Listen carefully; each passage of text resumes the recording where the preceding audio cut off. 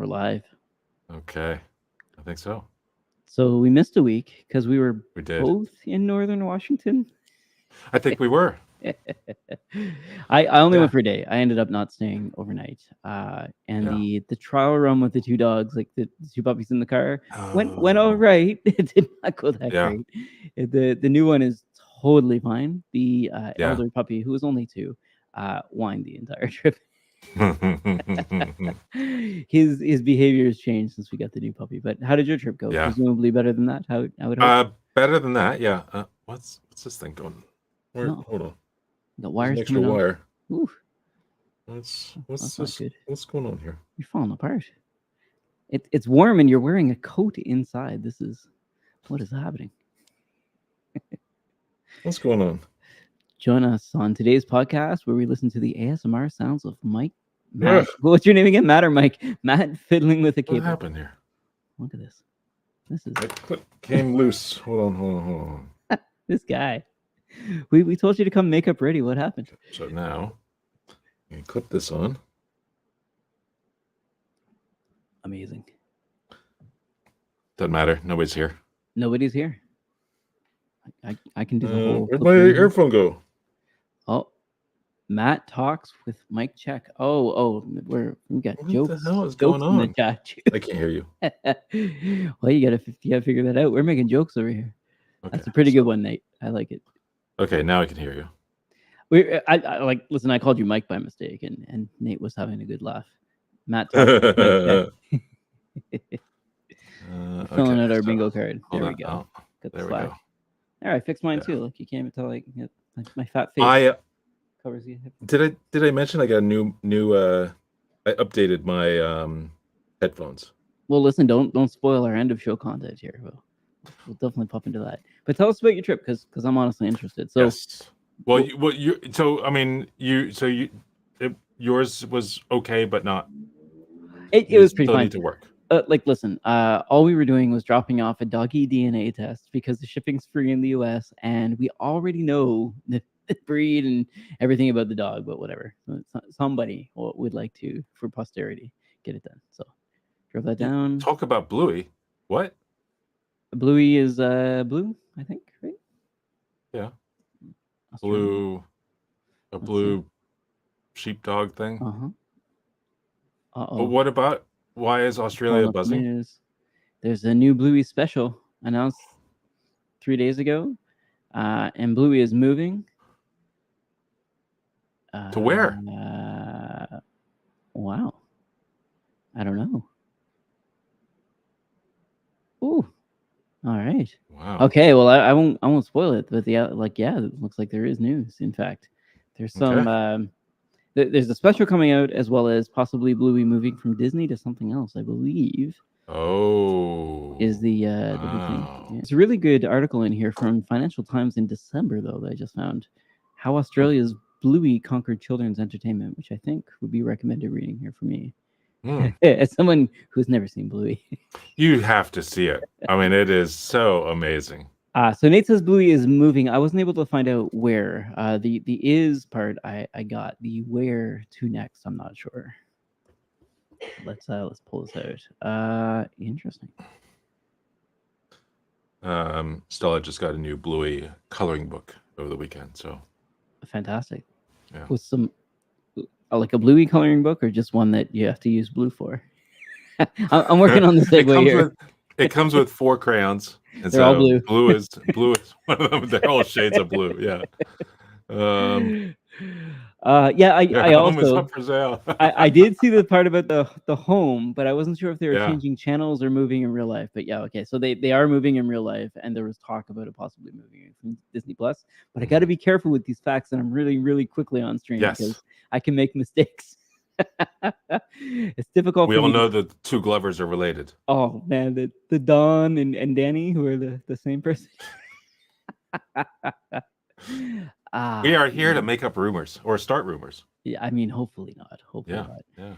But listen, one thing I did really enjoy about Washington was, the roads and the services, and I've mentioned this before, but the fact that there are toilets that you can use along the way is amazing. I love driving into Washington State. It's the amount of funding. Are there no toilets in Canada? No. Oh, absolutely not. It's the great outdoors. Figure it out. Like I'm not even joking. This sounds facetious, but it's not.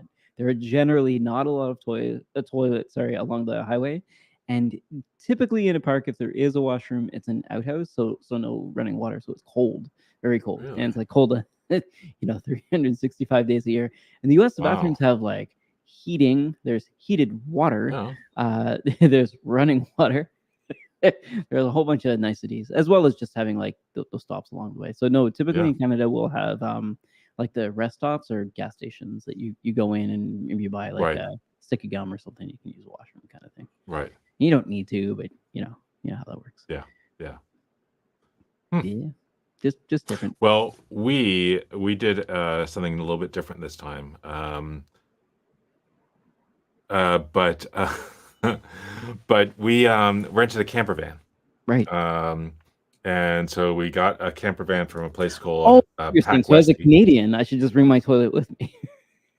I like it. Yes. Noted. Moving on. No, our camper van did not have a toilet. Okay. So it was a 1980 Volkswagen Nice. Vanagon, whatever. Yeah. With the Yeah. Westphalia pop-up top. And we did the first night here on Bainbridge Island, so we didn't have to go far, just in case it totally sucked. Right. But That's to a good call. yeah, to Truck verify from the things 80s. work and Yeah. and figure out how we were going to sleep, because Right. the camper van, I mean, it's a small van. So we're And you're a how big do person. Like, listen, I don't. I'm I'm not throwing shade. I'm just I'm saying. tall and a bit wide. So how One does van this length all going to long. work? Yeah. So I'm 6'4", Right. and wider than I should be. Mhm. So how do I? And there's in the main there's a main cabin where Right. there's the driver's seat and the passenger seat and a bench seat in back, and that bench seat folds down kind of like a futon, Right. but the van is only It's not 4 long. feet wide, Yeah. 4.5 feet. I mean, it's not very wide, so I'm not going to go that way. Right. And then there's like stuff packed away in the back, so Right. I can't really go. And even then, it's not really long enough for me that way, so I have to kind of go diagonal and move boxes out of the way. And so it's a little awkward. And then in the back, it's not really padded for like. There's like this cargo kind of sort of soft, but cargo topping, Right. top thing. So that was, and that's basically at my torso for when I'm lying down. So It's it was not a good for your little back. weird. But that's where I ended up sleeping. And Stella slept with my wife, Yeah. and they both went up top. Right. But you've got two choices. Do you have your head toward the opening where you kind of pop into that, or do you have your head on the other end?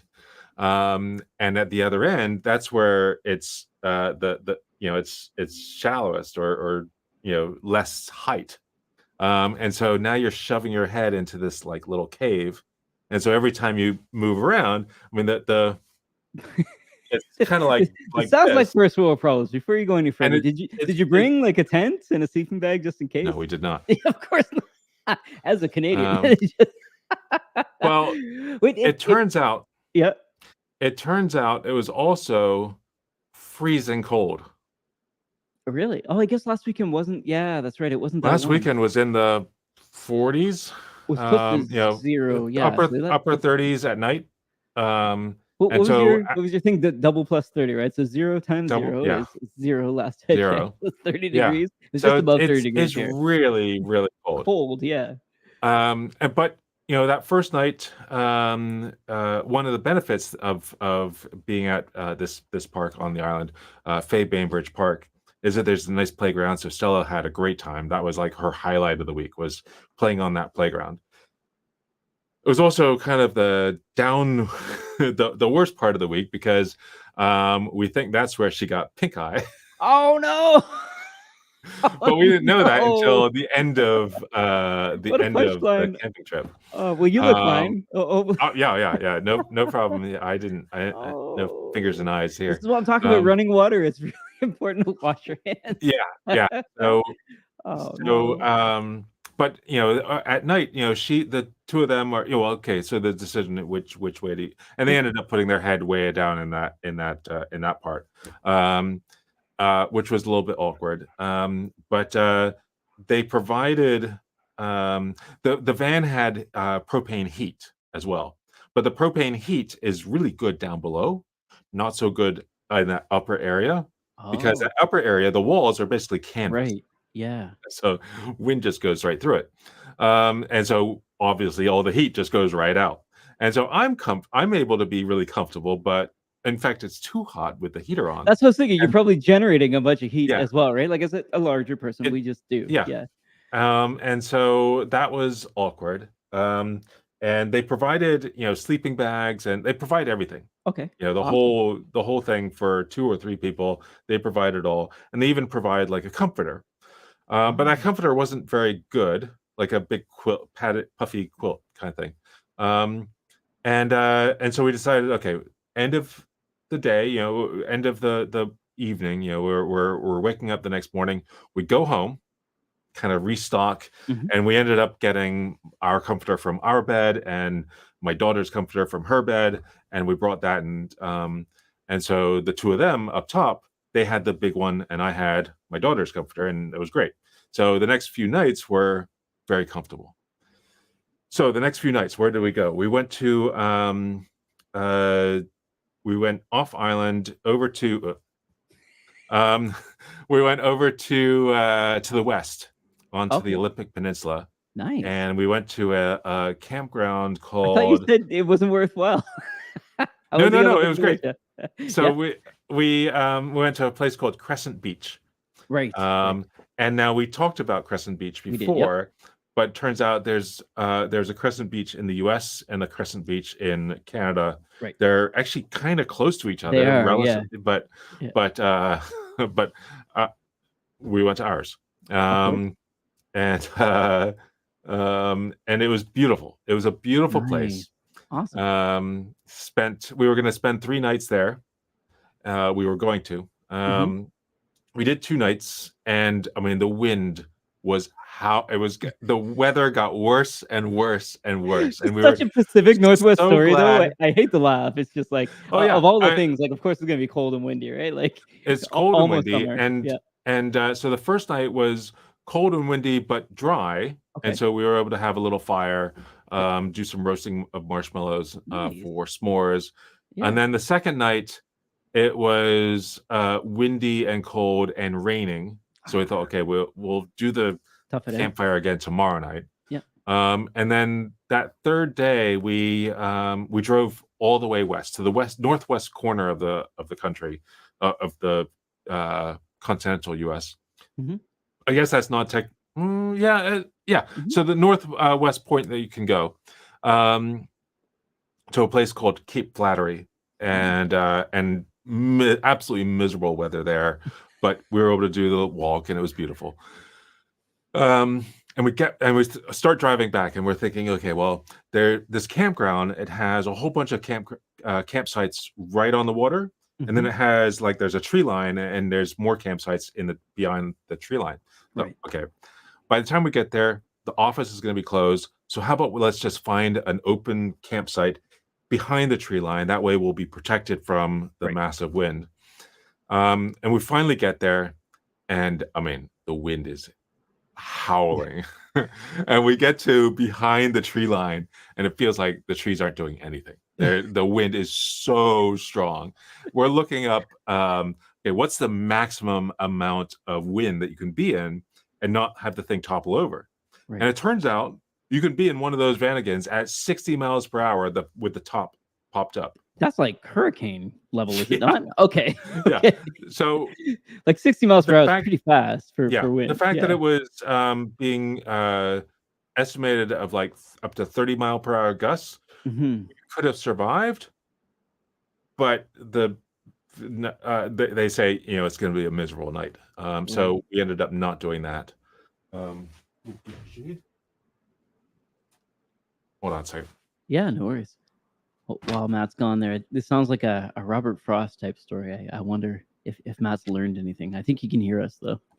I can. What did you learn from the road less traveled? Because Well, like I so feel like you cut your losses, right? You said like, hey, we're gonna go yeah, home, and that's one of those we decisions that you're teaching your child at the same time too. Is like, when yeah, you know, like but we it's good. shouldn't have given up, but we gave up, No, and I think you're right to give up. Like I'm of the school of thought, like you don't always need to tough it out. Like it's okay yeah. to tap out once in a while. So, and on the drive, as we were starting to drive back, then the diagnosis was done. It's like, oh yeah, you got pink eye.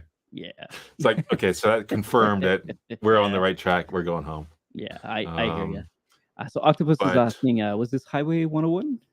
Yes. So you go 101 all the way around up top, and there's a big lake. So there's Port Angeles. You hit Port Angeles, and then you've got once you go into Port Angeles, one. Yeah. there's either you take the 101 and you go to Crescent Lake, or you go some smaller road and you hit Crescent Beach. And so Crescent Beach is just pretty much directly north of Crescent Lake, but they're not next. I mean, there's like a whole mountain range between. So cool. As you're talking, I'm like pulling up links and stuff like that. I don't know if he's gonna land in the show notes, but I'm sending them to my significant other so we can do another trip. But one of the things in here, they say you can see like whale watching on the coast of. I didn't know this. Really cool. I'm sure you could. Very neat. It's a popular place for surfing. The first 2 days we were there, the waves weren't that big. That last day that we were there and we like bailed on it, the waves were pretty huge. Oh, that's cool though. Even just watching the waves is fun. Yeah. Very neat. But I do and there feel were like nice that's a good tide lesson. pools. Yeah. There were nice tide pools, so you could watch like the different, you know, sea anemones and starfish and all sorts of things that were there. So I feel like this is a great trip for a kid, honestly. And I feel like, listen, as a child, we would often not tap out, and there are some camping trips that I remember as just being miserable as a result, because all you remember are the really cold nights in the tent or your sleeping bag soaking wet, and you never want to go back, basically. And then again, the next year they're gonna pull you out for another family vacation in the rain. And for me, at least, as we got older, we started to say, like, you know, like, what's it called, setting your boundaries or your limits, whatever. I feel like that's a mature approach, but like talking you through as a family, like, you know, it's freaking cold and you got pink eye, I think is actually a pretty good call. Right on. And so we did that, and then we came back on Tuesday, and this was also the first time I had like pre-done a whole bunch of content, a bunch of videos, and I had them trickling out. Oh, you had them scheduled every day. Look at you, every day, you're a pro. 10 a.m. All the videos have been nonstop every day. There you go. So it was great. And then so we were home for a couple of days, and then we had this other thing that lined up where we had prepaid for this vacation, and then we had to use it, and so we ended up doing it that same week because basically Stella has the week off for March school. Break, right? And so we there's this resort. I hadn't really heard of it. I don't really know much about it before we actually just showed up to the east near a town called Cleellum, and it's a resort called Suncadia. And it turns out it's massive place. So there's 2 hotels, a whole bunch of houses that people can buy, and condos, but also hundreds or maybe thousands of acres of this conservancy that's, you could walk for miles and miles and still be on their property. And then it butts up right against a national forest with like 2 million acres. So it's enormous amount of green space to just wander. And it's beautiful. It was really, really beautiful. And is this Hyatt? Did I find the right one? Like, yeah, it's a Hyatt. So cool. I think the rooms are managed by Hyatt, but I think a lot of the rooms in the hotel are actually privately owned. Interesting. And so it's not a timeshare, something but like that, where you own the room, and then so you have access to the room, but if you buy in, and then anytime that you're not there, you can give it back to the hotel for them to Oh, lease out. And so it kind of yeah. restricts what you can do to the room because all the rooms need to be the same. Right. But at least it's your and then it becomes this rental income source for you potentially if and Yeah. they seem to be booked up a lot. Yeah, and So and it's and probably for anyone else out there who says like this sounds sketch kind of thing, we've done a couple of these before. I think Residences by Hilton is one of the ones that Mhm. we did in Hawaii, and it works out like really well. Is why I was asking Yeah, about the Hyatt thing because like you can use your points or you get points, and then they have like yeah, deals and stuff like that. So this place looks amazing. I was yeah. just scrolling through the website as we were talking. Like there's a We've golf done course one in case you want to other golf. You yeah. know. We did one other like this, Yeah. where we stayed at it was a hotel, but all the rooms are owned by individuals. And it's a hotel that a friend, well, a friend of my parents, Hmm. their son, and so kind of friendish, um, is like the manager or site manager Hmm. for called the I think it's the Four Seasons down where on the island I grew up on, called Right Key on. Biscayne. Um, but this Suncadia was incredible. It was Hmm. the rooms, yeah, not that nice, but they're okay. It's The a grounds look amazing though. Holy moly. Grounds are amazing. Yeah. Grounds are amazing. Rooms only okay, but if you don't own it, then paying per night for the studio that we got, it's like $400 a night.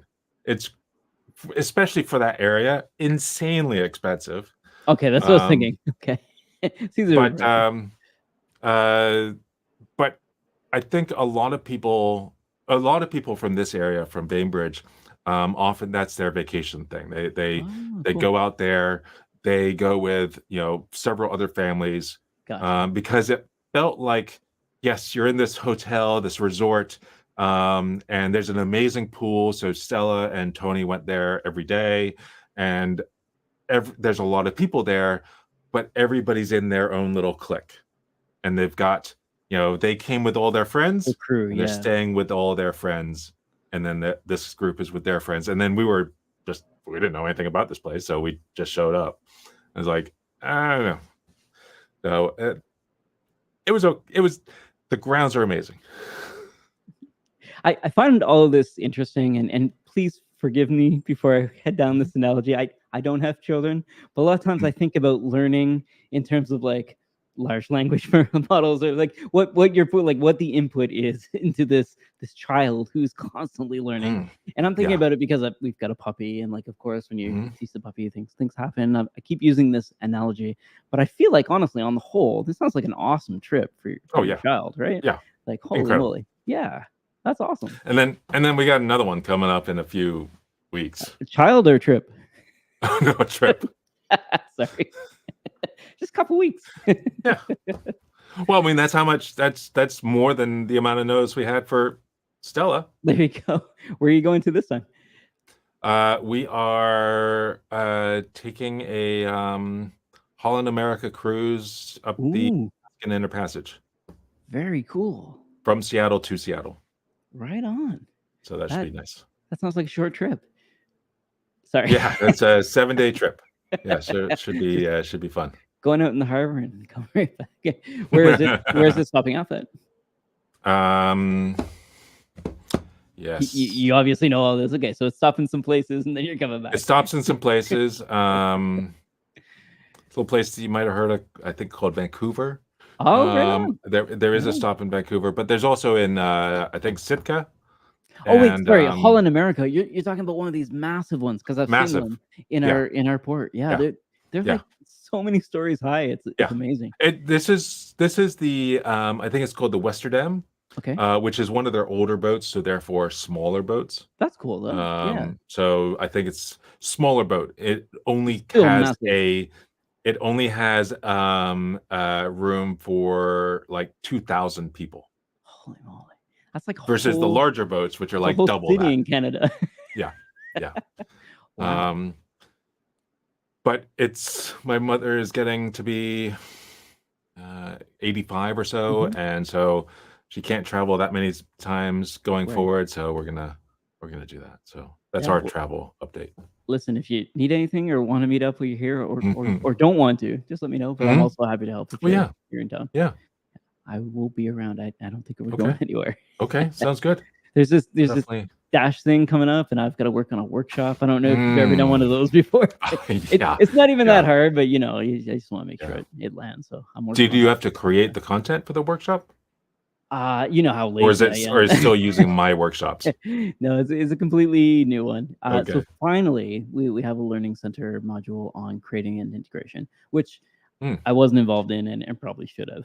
Having been the mhm. person at Dash, he generally wants to get people writing integrations. So we're Right, gonna take what's there already, which is imagine writing a check, that kind of thing, right. like a monitor check kind of thing. Yep. Uh, Taking that and just adding some content before and after and delivering it within 2 hours with a break. So it's not a lot Mm, of content. Like this pretty yeah, short. yeah. But yeah, it's I mean, just getting people into the right, into an into the right IDE and account. learning Yeah, how to in the ID, yeah, yes, absolutely. yeah. And also, I got, I'm so bad. Like, I'm very easily distracted. So the first thing I did when I got into a web ID is like, hey, can I add like some machine learning or LLM Mhm. plugins in here? Like, how good has Visual Studio Code server gotten? And I start poking around there and get quickly distracted. So I've got to get in and start working out in Yeah. earnest. But the VS Code server is kind of amazing. I think there's a lot more Mhm. people distributing their software in, I think it's called M6 format, so like the portable extension format, as Oh, opposed okay. to the telemetry included format. I don't. Again, Mm, I've said enough bad things about Microsoft in this podcast. Love them, but also as a product manager at Microsoft, generally you want to track how people are right, using your stuff, and because of that, other people get a little bit, right. worried about it. But in this case, what they've done with Code Server is essentially distance it from Yeah. that. So I was trying to figure out what could work with extensions, that kind of thing. Mhm. Lo and behold, the Tab 9 extension, again, not a Mm, resounding endorsement or anything like that, is included and now can use ChatGPT as part of their chat app. And it's mm. like, again, yeah, like I've told the the people at Tab 9, like I thought it wasn't going to be that great, but the more I use it, the more impressed I am. And it works Yeah, really well in Code Server. yeah, So again, another surprise moment, but like yeah. I couldn't get Copilot working at all, but Tab Oh, 9 did. really? Yeah. Yeah, tab 9, I mean, I think I mentioned I was a $20 a month user of tab 9 for 2 years. I'm I sure I you told stopped me about probably a it, year and a and I half was like, ago. "Nah, how Yeah, could this be any yeah, better?" It's like yeah. actually pretty I good. I s I stopped when Copilot became available, Right. because tab 9 was way before Copilot. Yeah, yeah. And I'd say like honestly, ignoring the results, I feel like the UI or UX is what I really Mhm. like about Tab 9, the hover Yeah, over and stuff like yeah, that. And I'm not saying Copilot will add this later, but it just, as someone who yeah. knows Microsoft pretty well, like if they see that there's a Mhm. feature they could be using, they may do it in a different way, but like the onus is on your product manager at whatever company you're at to like look at the features and Right. make it work better. But yeah, code server is really cool. I'm super Yeah, hype about editing in terminal in browsers and have been for years. yeah, And it feels like it's just table stakes. People just expect this to work in their yeah, Google or Amazon or Azure console just to have an editor and a shell, and they don't even realize how amazing this is. But yeah, anyway, yeah, I digress. I thought it was really yeah, cool. The workshop's coming along. It shouldn't be that hard, I hope. yeah. But yeah, it should be I fun. seem to remember for timing for workshops when I was Yep. building the first ones for Datadog, it was think about what you can do, you yourself can do in about 6 or 7 minutes, and that's what you should plan on doing for each hour. So if you've got 2-hour workshop, 15 to 20 minutes worth of stuff, Yep. Sounds and about that right. might be too much. Yeah. So it might be too little as well. So of course I've got Yeah, other people inside of Datadog yeah, like, hey, you're doing this. Could you also teach them that? So I'm mhm, trying to think out if there's like, I'm not sure if you've ever had speed runners, but there seem to be people who get into the workshop who really want to get it done within the mhm, first 6 or 7 minutes, and that's what they'll yeah, do. So I'm yeah, wondering if there's other content we can add on for those people. Oh, right, sorry, right, playing with the USB key here. But that's what I would like to do is actually give yeah, them a little bit more content, and then when we walk away from it, hopefully it can turn into like a learning center or right, piece that other people could deliver, even if it's right. just a workshop. Anyway, I'm saying all this, I shouldn't talk about my dreams before I do them, but yeah, that is the plan. Okay, cool. Yeah, so it should be So fun. there's a So I'll be question here. about what's that bridge in the background?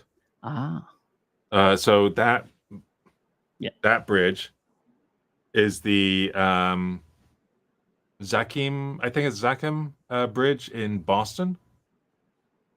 I think it's Zakim, I think is the Yep. bridge name. Yep. And so that's taken from, we did a like one of those boat tours that kind of go around the Charles River and into the harbor, Boston Harbor once, because we lived in Boston for that's where I met my wife. And so that's that. And then this lighthouse is the lighthouse that on the island I grew up on, called Key Biscayne. So that's the Bill Baggs Lighthouse in Cape Florida. So almost all your facts check out, except for the pronunciation, which I think, according to Wikipedia, is Zakum. Zakim. Yes, But I think that's correct. Yeah, that's what I meant. I don't know. I don't know. I think it's been a minute since you lived in Boston. Yeah. I was going to make some comment about it. Oh, being my favorite bridge in Baltimore, but no.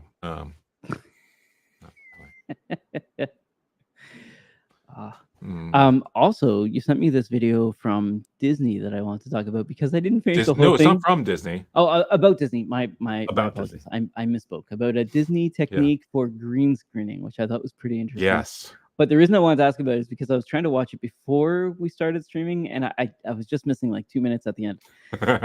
So the magic at the end is so cool. The setup here is like, if you watch Mary Poppins or The Wizard of Oz, you'll note that the keying, so that's like the transparency of the characters on the matte screen, is really well done.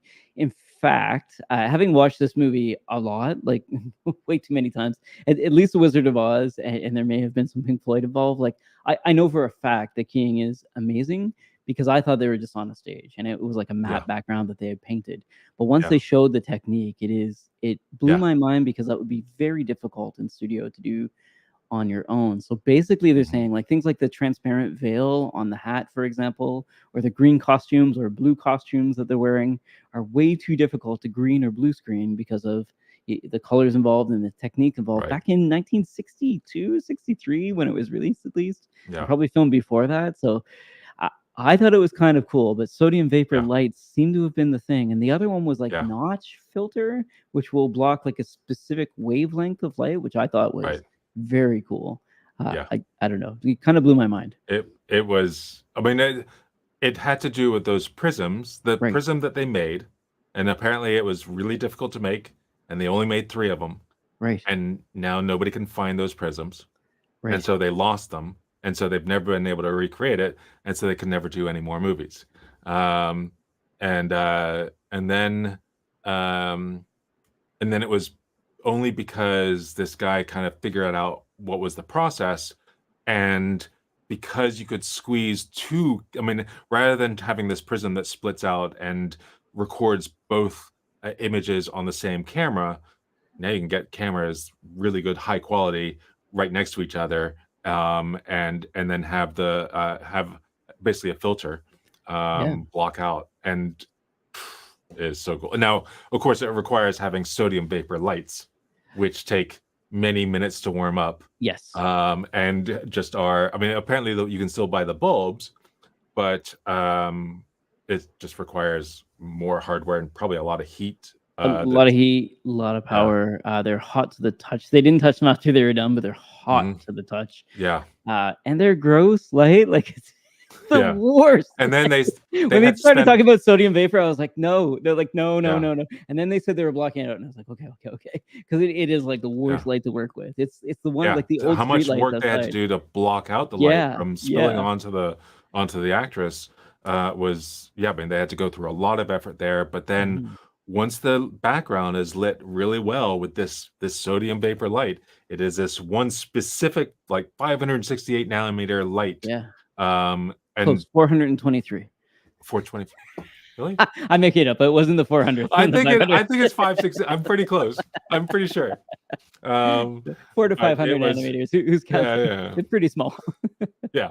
And so it was magical. And so there might still be this issue if you have just the right color yellow, but it would be It's such a, I mean, with green screen, it's such a wide variety of greens that Yes. are workable, Yes. but this is just that specific, very specific color.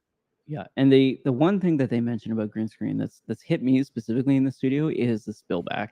So even if I'm Mhm. not using a green screen, like if it's 30 meters to the right, Yeah, it will still spill back into like people's yeah, cheekbones and stuff like that. yeah, And I used to have a studio that had a green screen wall, and I ended up doing the same thing. Like even just for something that's really far away, I would have to yeah, block off the entire wall, and it would take yeah, I don't know, like an hour to set up all the flags. yeah. It was just ridiculous. And we had a ceiling opening as well, Mhm. and like I'd have to block that off. It's just Yep. such a pain. I just ended up swapping studios because I could not get it. It sounds fine until you work Mhm. with people with different skin tones, and then like you can't Yeah, match, and it's awful. yeah. So yeah, it was just terrible. Do you do anything like green screen now, or anything similar, a similar idea of it? I do a lot of projection, which I think mainly for Mm, like art portraiture. So imagine you're like right. most of the time it's just lines, that kind of stuff, projecting onto people. So that is similar. The thing that hits me in terms of like actual problems is more to do with the sensor having a refresh rate, just in Mhm. terms of the how quickly it passes through the Right. sensor, Mhm. as opposed to the LEDs flickering. And Mhm. I found out basically you can't just point an LED at somebody. It's just you should not, cannot, will not. You have to put Mm. some like a soccer screen or anything in front of it. Mhm. That's the main thing for me. And you'll get like vertical lines, which are Mhm. very Yeah. difficult to remove, Yeah. unfortunately.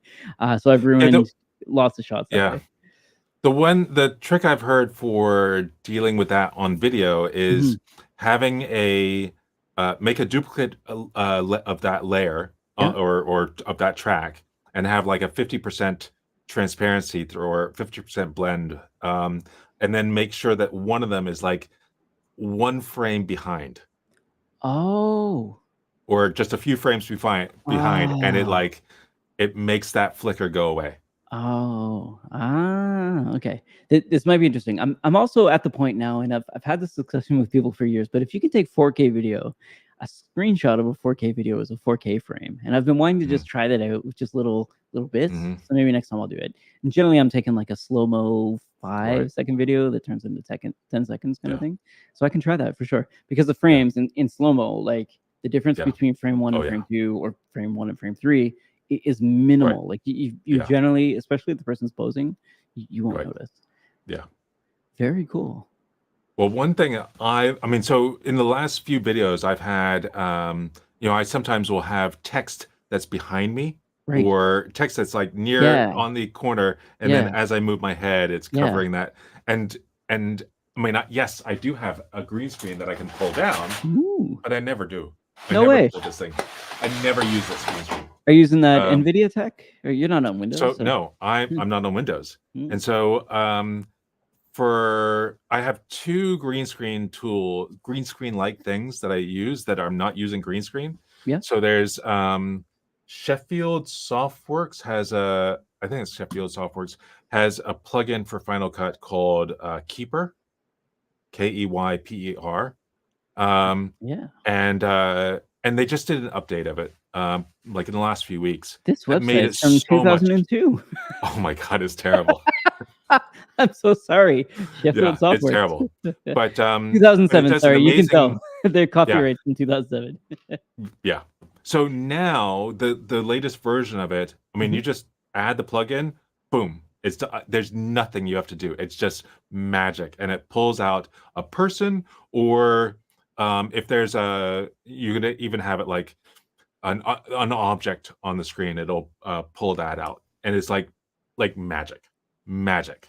Yeah, Um, Ernesto's nailed it here. This is for Windows 3.11, right? So I'm reading through mm, how it works because the software is so freaking old, and I'm like, there's no like Matt's full of it. This can't work. It turns out they just hook into something called the Apple Machine Learning API, yeah, which is actually really smart. In yeah. fact, and as that API has gotten better, their software Yeah, results there has there's gotten some better.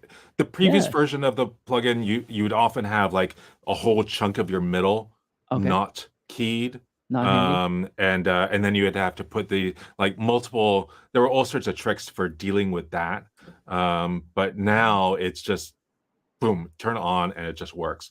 Then for other Can, thing can for you can some do this things. live? just sorry to Yeah. interrupt. I'm this can be done live. Live? I'm gonna try this Oh, out. well, I mean, it's in Final Cut. I'm gonna try this out. It's a Yeah, Final Cut plugin. I think you can. Okay, very, very Okay. interesting. But then there's the like other it. one. It's another Final Cut plugin. I mean, and it takes no time. I mean, it's you pop it on and you play back, and it's key. It looks like it's real time. That's why I was asking about live. It looks like it's real time. It's almost real time. Yeah. Because there are real time green screen plugins that cost like 10 times as much. So this did not cost that much. It's $79 USD. Yeah. I hate to be the salesperson, but buy now. Yeah. And then the other one that I've used for some things, sometimes it's a little bit better, especially if you've got like some hand wavingness, and that doesn't do as good a job. Yeah. And I don't want to use a real green screen. Is Rotoscope AI, I think it is, or Rotoscope from Motion VFX. And so that is one of their newer plugins that's actually part of a subscription. So it's a little annoying, but it's like $300 a year. So not cheap, but that is also spectacular. Very cool. They have so many. They have Motion VFX has a lot of plugins.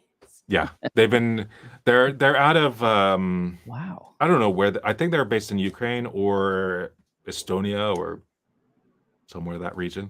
I'd love to go to the about page, but this is one of those infinite scrolls. So. It is. Yeah, I mean, they have a huge number of plugins, and some of them have some overlap with each other, but generally they're all. I mean, they just churn these things out, and for you look at any other there's so many of these plugin people that make Crumple Pop and Stupid Raisins and all these other companies that put out plugins, and I would say that the Motion VFX is always better than anybody else, and then there's a few others that are also really good. Like there's a YouTuber that makes plugins if you subscribe to his Patreon called I think Dylan Bates. And so his plugins are also really good. And then there's this other person that does these free plugins. He made them 5 years ago, and they're still spectacular. It's so useful. From a guy named Tapsa. I don't know what his first name is, but that's the name he goes by, and it's TAP5A. Oh, I wasn't gonna find that. He says Tapsa. Immediately found plugins for it though. Yeah, very cool. And those are incredible. Like for blending in and out, or just popping text onto screen and then popping it off. I mean, it's just so brain dead easy to use. So those are my tools. Yeah, very cool. The so I had to look up the company Motion VFX just to figure out where they are. Just because I thought I recognized some accents, and I figured it was Polish, but sometimes sometimes it's Turkish, but it is in fact Poland. It is Poland. Okay, looks really cool. Yeah. I mean, everything they do is amazing. Their prices have gone up over the years. So no, it's still cheap though. A lot of these plugins are generally $300 to $3,000. So anything under $100 is amazing. And these aren't too bad. And I also noticed that they have Premiere as well as Premiere and DaVinci. Yeah. I think they were originally just Final Cut, and then they added Premiere, and then they've more recently added DaVinci. Very interesting. I did just install the beta for Premiere because it can do text-based editing, which I'm already paying somebody else for, so I want to try it because I do really like these scripts basically, or Descript, and I don't mean to replace it, but if it's part of a license I've already got, unfortunately, I'll test it out. And how is it? Interesting. I don't know. I just installed the beta today. I think it just got released this week. So I will test it out. But I do like the so Premiere's got like a this is in PowerPoint. PowerPoint's got a mode where you can like test your slides and read through and go through, which is awesome. Which I have tested before, and I'd like to try the same in Premiere because I think it's got that kind of mode now as well, where a lot of people are it's like post-COVID, unfortunately, too little, too late. But like they realize people are at home making videos like this, and they do want some sort of teleprompter, et cetera, et cetera. So would like to try that. Well, I was one of the things that I've done like in my shorts Mhm. Because I do a video on a Monday and a Thursday, Mhm. and then shorts on each of the days between. Mhm. And with shorts, you often will have, as I'm saying what I'm saying, you got the text going on the Yes. bottom, because that's the trendy, cool thing to do. Well, 'cause And it's none of probably in us some, use sound. That's yeah, why. yeah. I mean, yeah, exactly. It's often We get sound quiet, turned and off. so Yeah. at first I was there were some plugins that would offer to do this automatically, and none of them work. Mm. Um, and then Final Cut you can do it, if you've got the transcript, you can Right. throw that in and it'll put them in, but they're like a legal format. So not very creative. You can't really change colors. They're supposed to be Mm. a very specific format, um, I think for legal reasons, Mhm. for like closed captioning reasons. And then I found that if you can use on the Mac, you can use a product called Mac Whisper. I Okay. think it's called Mac Oh, Whisper. that's so it's just Whisper. Okay. Yeah, but what's special is that you can send it to the program Mhm. and have it output an SRT file. Oh. So just save SRT. And what's really good is that you can limit.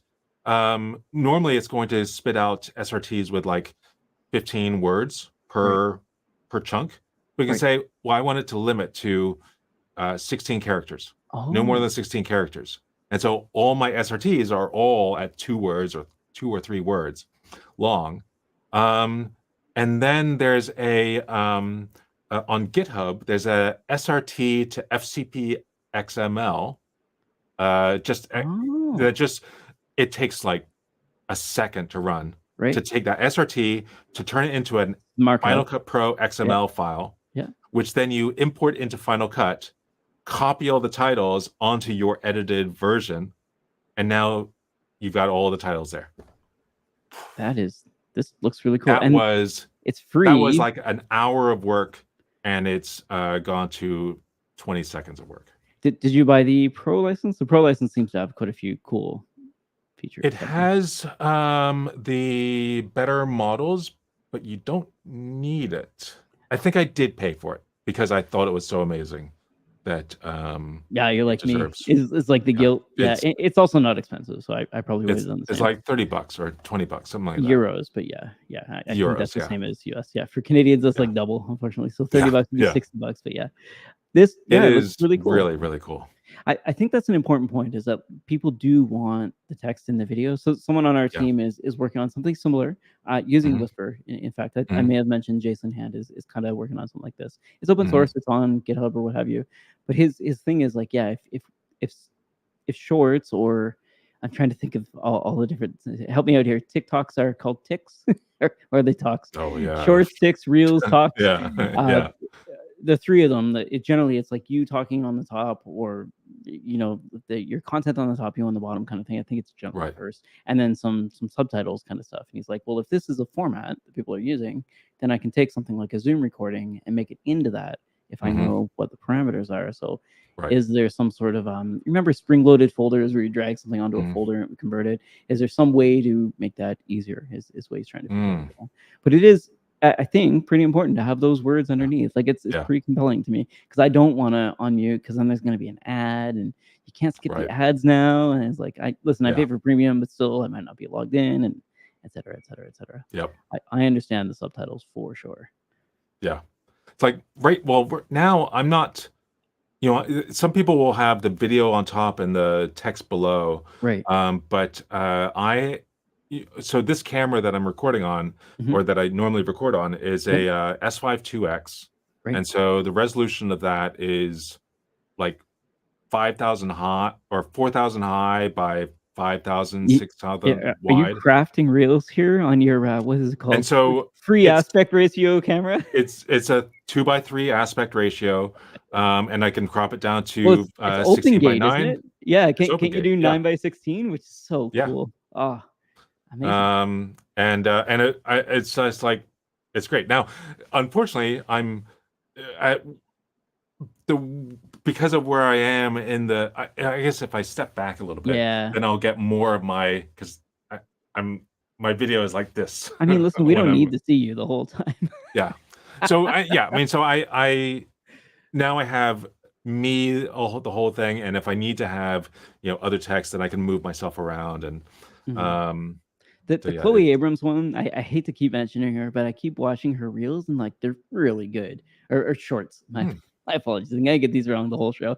But what she does is like, Which one "Hey, is that? it's Chloe. I'm gonna talk about something really cool." It's like huge if Uh, true is her thing, and then it yeah. cuts to Oh yeah, something yeah, and then cuts yeah. back, which honestly, like, when I first saw it, I was like, "Eh, I mean, that's kinda cool," but it is compelling. Like, she gives you a quick Right. intro, 2 Yeah. seconds, and you Yeah. quickly cut to the I don't know, rocket ship going into space, and then Right. Right. back to Chloe. But it's like, that would be huge if true kind of thing, and then she's done. Yeah. And I watched another one Yeah. at lunch, and I'm trying, just like they were watching Wizard of Oz and Yeah.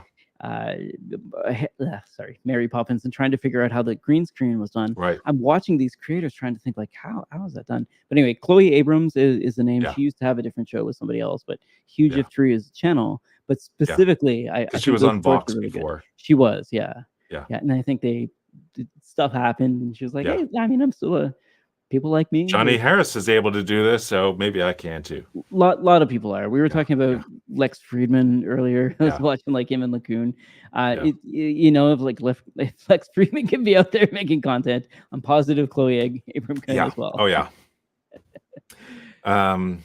Oh, there we go. Yeah. So yeah, somebody else is saying I prefer subtitles so that the Yeah. So don't let your significant other learn about machine learning.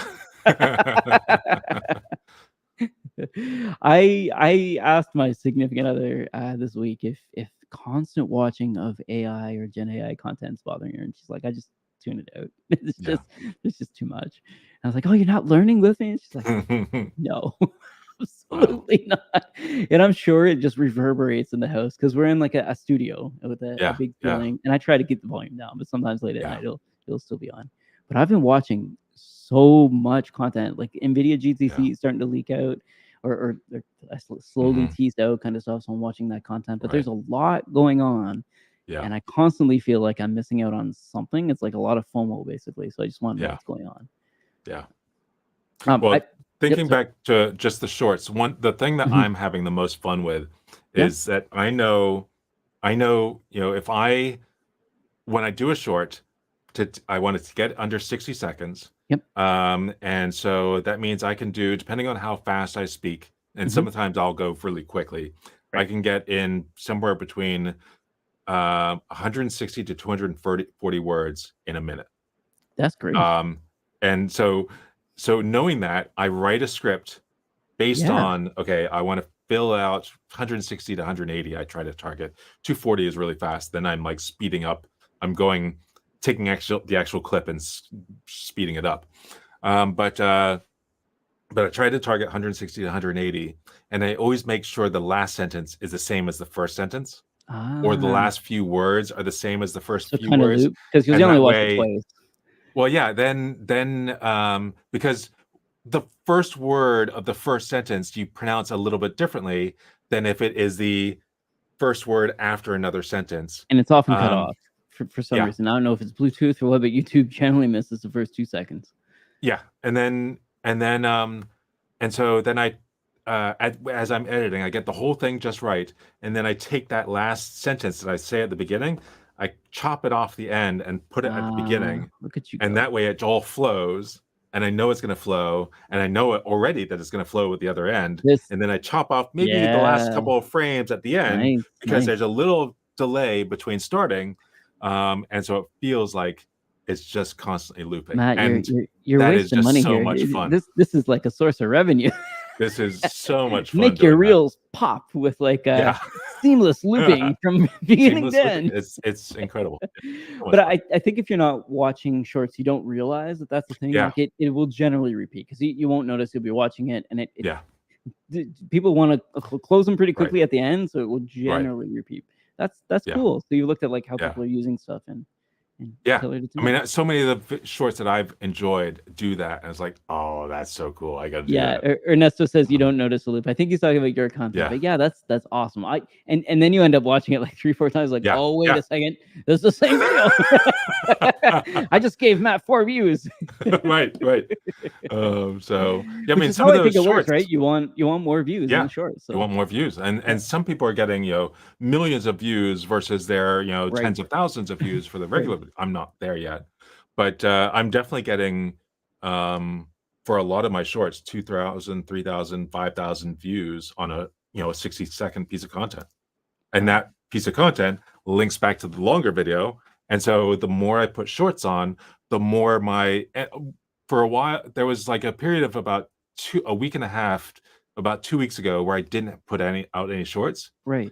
and I can see the The number trend, of views that come from short. Somebody watches short, and I see them watch the next video, and it's like it.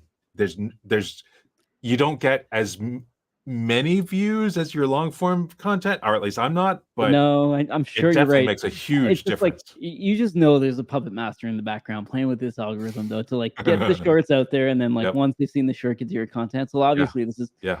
I, again, love Google, but if you're running a Yeah. YouTube platform and you want to compete with TikTok, then you're going to put them front Yeah. and center, and as a result, that's real estate. So if Matt Yep. lands there, then people will trickle into the video. Yep. Very, very interesting. It's a lot of fun. It is a lot of fun. I like it. I've got, listen, maybe not thousands, but over 1,000 hours of content of me just playing games. I'm the worst streamer ever. Like no commentary. I legit just stream my PlayStation with the goal of going in sometime later and like picking Right. up clips and then putting them in something. I just never do it. I just keep Yeah. basically I say like if I'm gaming, I should be doing it online so that Yeah. at least I'm making content kind of thing. But like the content's pretty bad. I've got to go through and edit. But I have looked at shorts like here's a funny glitch that happened in Cyberpunk. Glitch number, I don't know, 300. Right. Because there's so many glitches. That's really cool. I like this. I like this workflow. Yeah. So you were talking about something earlier that you picked up recently. Do you remember at the beginning of the show? I can't remember. I was like, save this to the end. I just picked up something new that's helped me with my. Oh, headphone? Yeah, you're touching it. Which IEMs did you get? I ended up getting one that I had gotten before. Like I think that was the first one I ever got. Etymotic 400s? Is that right? Okay, not the first one, but the first one I got in the more recent list of headphones. So it was Mi 6 or MII 6 or ME6. It's Mi 6, yeah. They're really affordable and the bass sounds really good. I've noticed. Yes. So normally they are sold with the cable with 2 headphones. Yeah. And they also sell one with a single headphone. Oh, I didn't know that. So I got the one with a single headphone.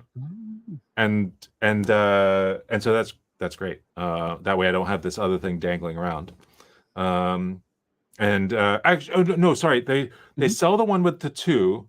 Okay. But then they also sell a cable that is just a single. So now I have this other one sitting around doing nothing. That makes more sense. It just as someone who has looked at the Mi 6 for years and should probably just buy a pair. Yeah. I have not, but I've seen the listings quite a few times, and I hadn't seen one with just one, which I would have picked up. Yeah, so it's the separate cable that is just the one. And that's been working out really, really well. Now, you, to me, have a pretty bassy voice, and what I liked about the Mi 6 was that for things like rock or dance, I found like they sounded really good. When you're listening to yourself, does it boom a bit? Because I try to EQ my voice to sound like yours a lot of the time. So like I try to make mine a little bit muddier or deeper. But like, yeah, exactly. Because I like that tone of the voice, at the baritone. But how does it sound good? Because I've never tested it with vocals. So I'm sorry. Now I hit my mic. I don't know. Okay. I don't know if I've actually. You don't listen to yourself? Well, no. I mean, I set this up. I set up that sound, but I probably did it with. Monitors with these. Yeah. And then I just got these and I just plugged them in and they just work. That's a good point. It doesn't matter actually. If you've got monitors, then yeah. And I have the other set that I use, which is, I can't remember what make that is, but is it this? Are they Shures? I thought you had Shure 400 series at one point. Hold on 1 second. Hold on. Yeah, no worries. What's that? What's that? Engelsman, I saw your comment there. We'll ask Matt here in a moment. Oh, he can hear us. I forgot. Matt can hear us, so we got to be careful. Sent an email. Olama sent an email about RAG. Are you making that content? Are you still? On. Yeah. So Engelsman, I think you want to know if Matt's still writing these emails. We'll find out for you. Okay. So I think, and just to set you up here, I think they're asking if, similar to at Datadog, if we record videos of you and recycle them for years, is Olama recycling some of your writing for the RAG content that's going out? I would assume it's because they've copied your jovial tone, but I wonder why they think it's yours. Olama sent an email about RAG. Are you making? Oh, okay. Oh, I don't know. I didn't get the email, and I'm on the mailing list, so what I missed. So. I follow the repo. I didn't see anything there about RAG. Oh, I'm not writing. I never wrote the content for the newsletter that goes out. That was always Michael. Michael wanted to control that, so I didn't get to do that. Some people are more careful with their tone than others. Yes. Possible that my content is available to use. I worked for them for 2 years, and I got a lot of content out of. Yeah. I made a lot of content I made some content when I was with Olama. I've made a whole lot more since then, but it's all based on my knowledge of Olama, and so all of my success. Not all my, but a lot of my success of in YouTube up to this point has been because of that knowledge of Olama and being able to be this. So if they want to use it, great. Yeah, I think this kind of works. Like, to talk about like I'm still paying my insurance, so that's good. and between the lines, like honestly, when it comes to that in DevRel, when you make content and things like that, it's odd because like when you're in the open source community, you want people to use your content. Right. So there's that, like, credit me, please. That'd be awesome. And then the company space, you're making content for the company. That is basically like, it's not your baby anymore. You've given it to somebody else to do what you can, kind of thing. So I think what they're asking is interesting, but like generally it's going to be, no, somebody's using my content, and like that's kind of expected, that sort of thing. I don't know if they're like hinting at like copying or thieving your content or what have you, but yeah. I think this is all part and parcel with DevRel. It's just how it works. Yeah, I'm totally fine if they are using it. Yeah, and now there was go ahead. Yeah, there was somebody else who took one of my videos and posted it on their channel, like as is. With one exception. Okay. They dubbed it into Portuguese. I mean, so I would have been nice to give you a shoulder tap. Well, I mean, it's obviously me, but with a new voice, and so I'm not sure how to feel about it. I mean, I don't know what's on the blog page. My video, cool. I will have to look at that. I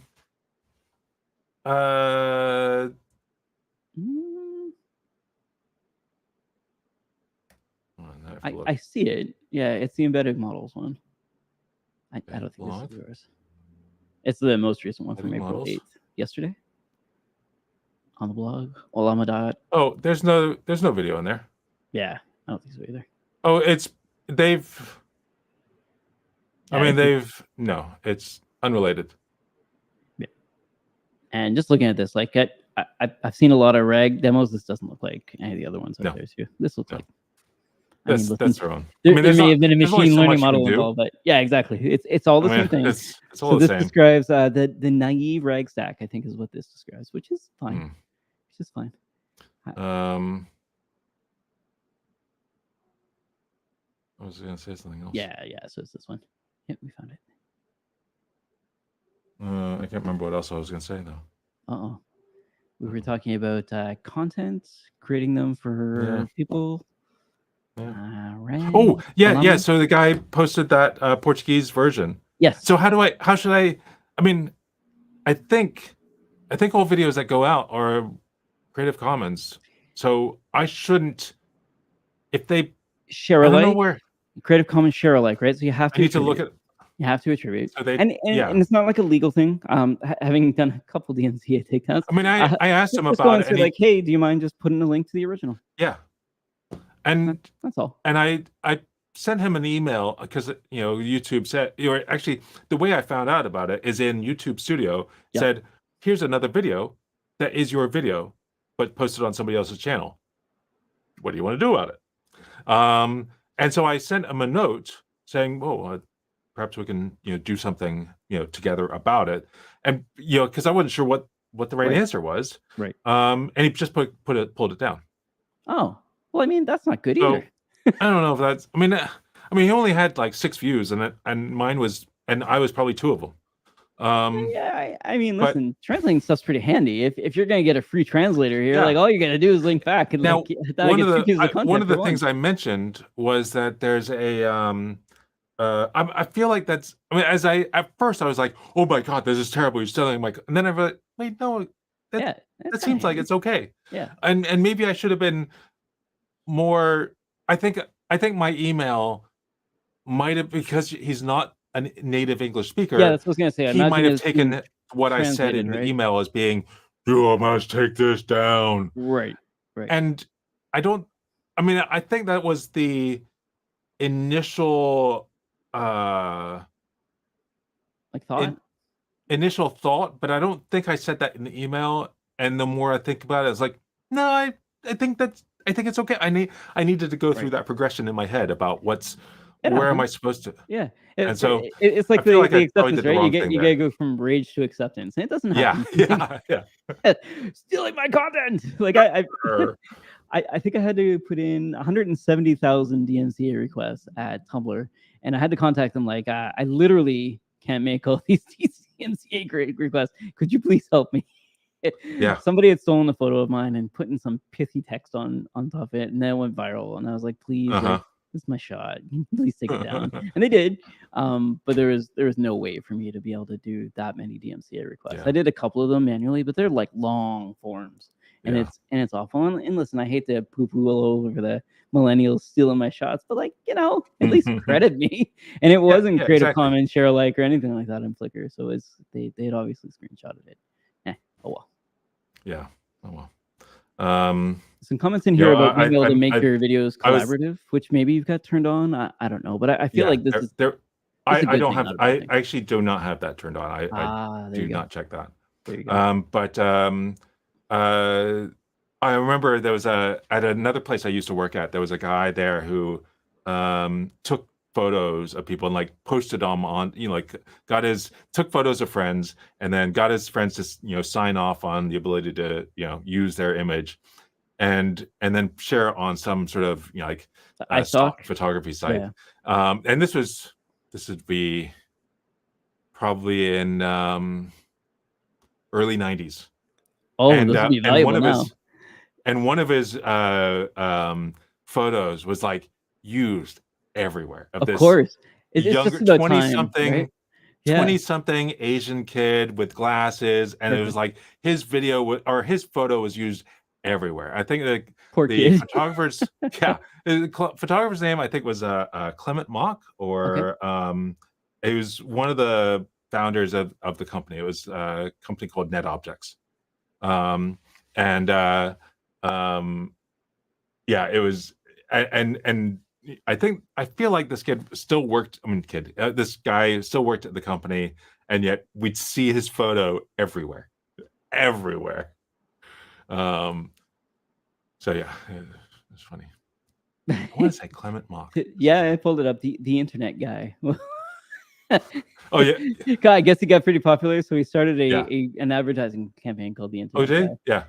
What's interesting is that he was born in Vancouver, British Columbia. I Oh, looked him up because the name sounded very familiar, and I'm yeah. not sure if I've ever met this person, but like a lot of the things that they were working around, specifically Sapiens, I was involved with Mm, early days. So very, very interesting. Sapient made mm, some like Iron Ruby or something like that for Visual mm. Studio, or we talk deep Oh yeah, cuts. If you're working yeah. with Ruby early days in Visual Studio, you would have used Right. Sapient plugins.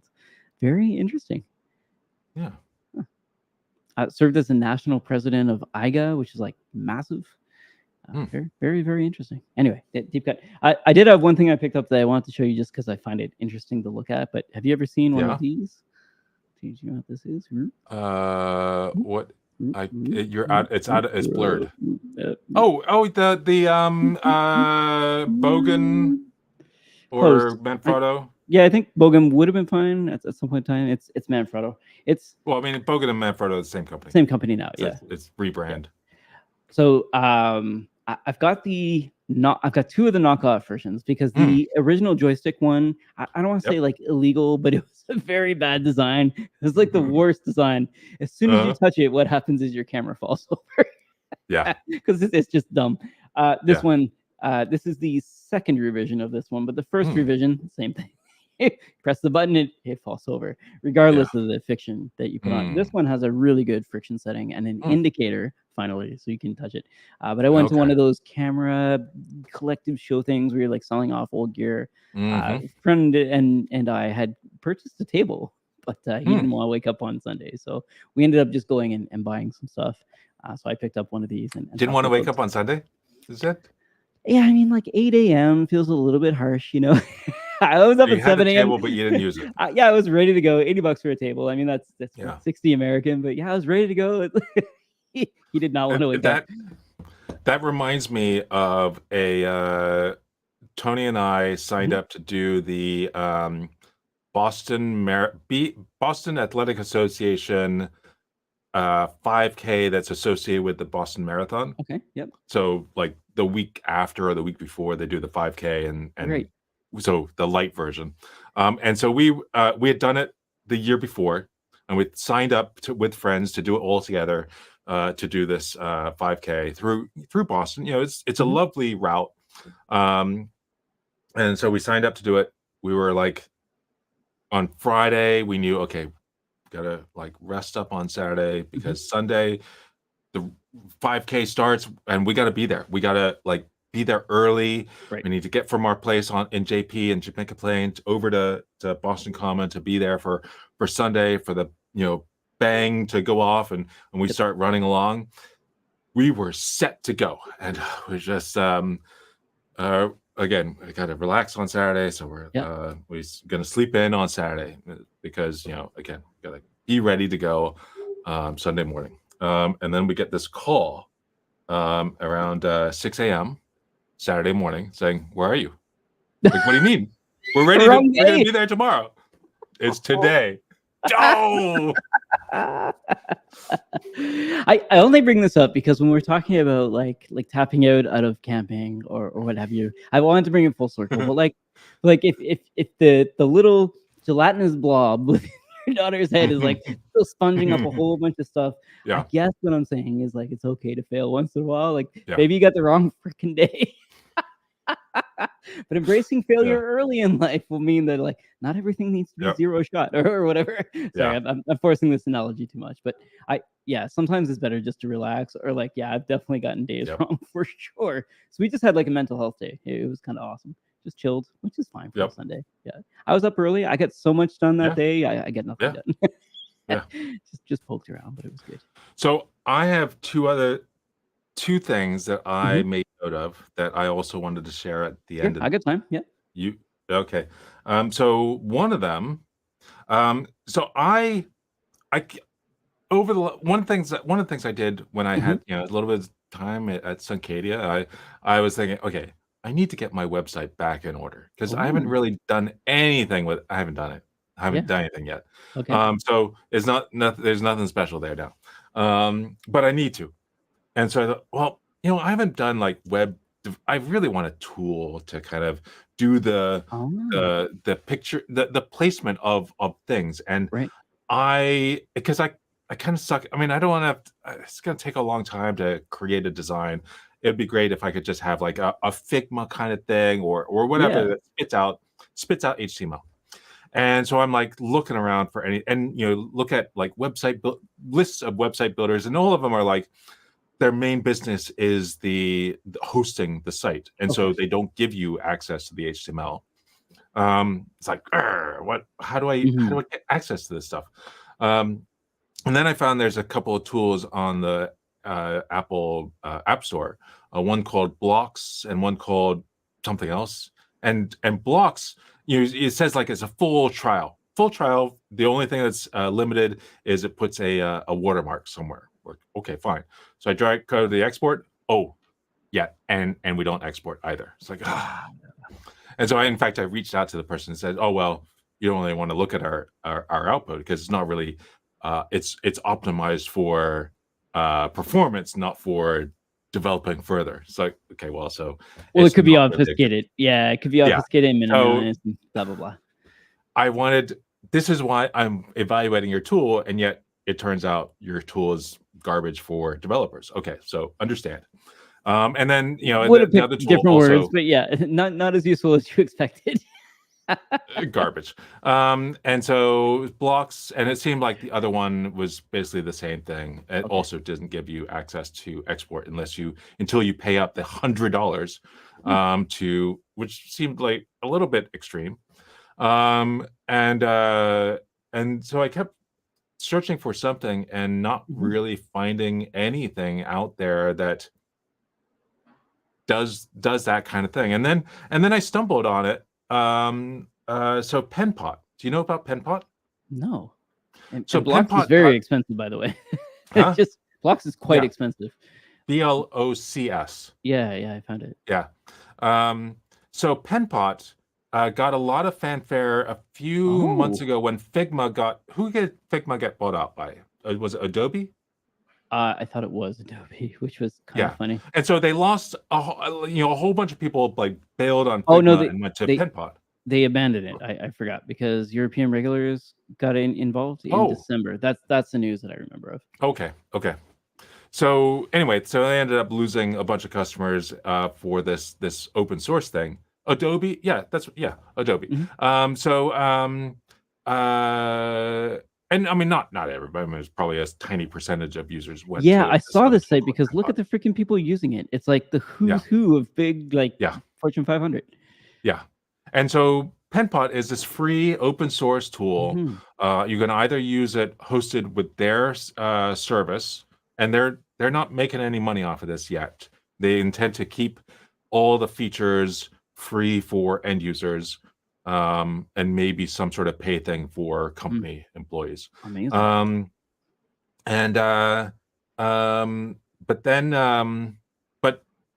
Or you can self-host it on Docker. And when you run the Docker Compose, it's like a whole bunch of things that get installed, like Postgres and a lot of stuff on the back end. But you can just use their service as well, and it works really well.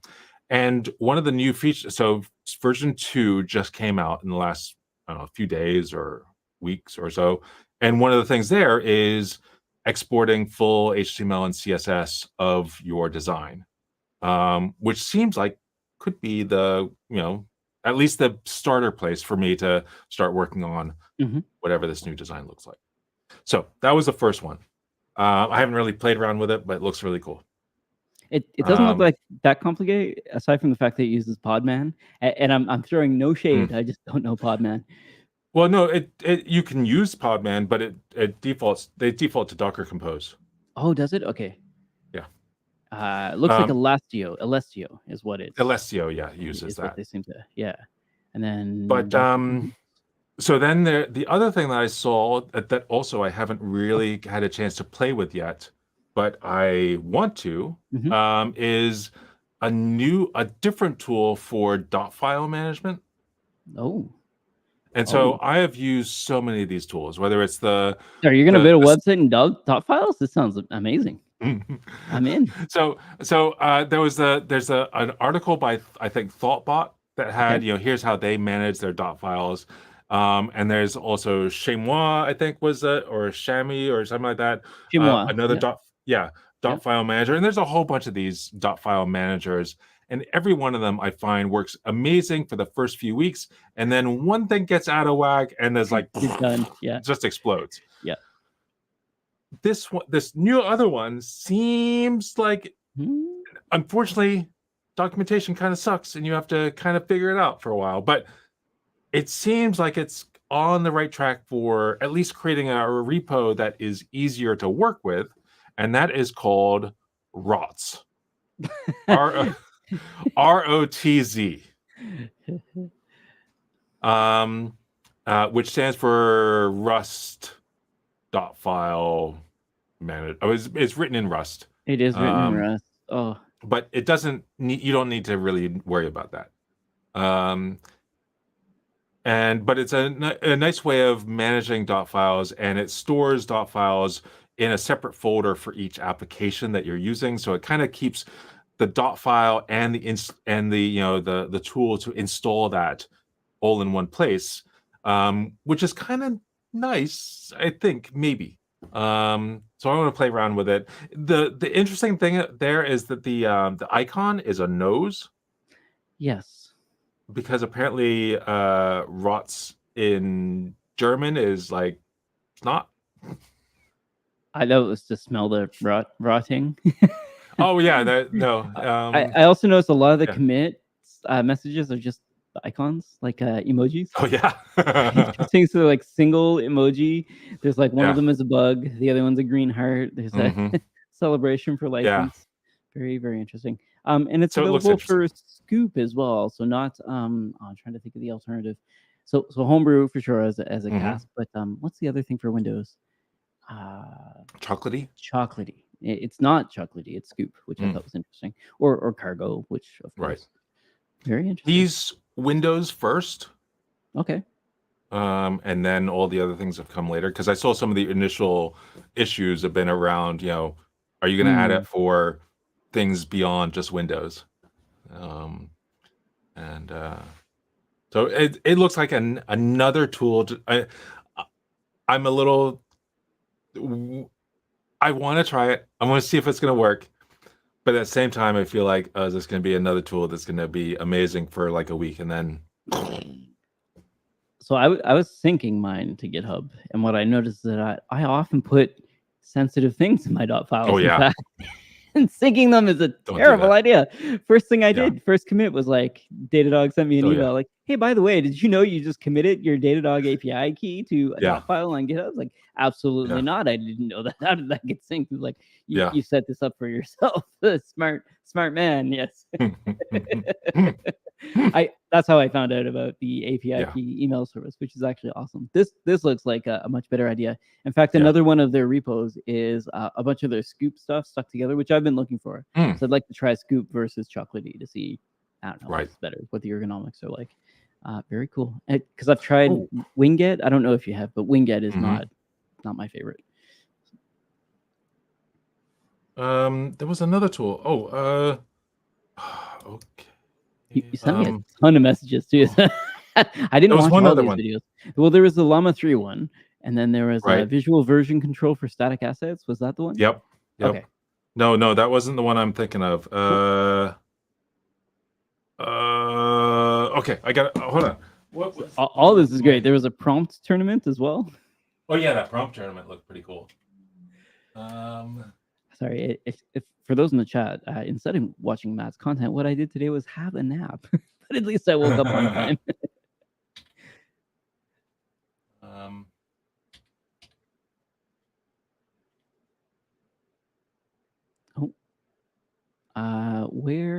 Where? I wonder what the where was about here. So the prompt. Thing.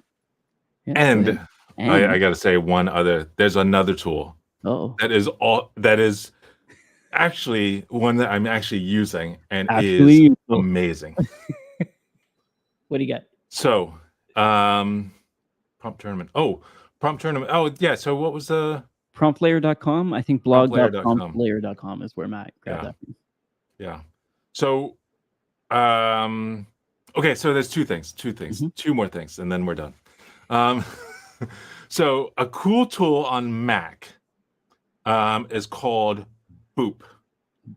B-O-O-P. Okay. And the idea is that it's a place to copy paste. So if you copy it and you paste it into this app, Boop, and then it's a place to like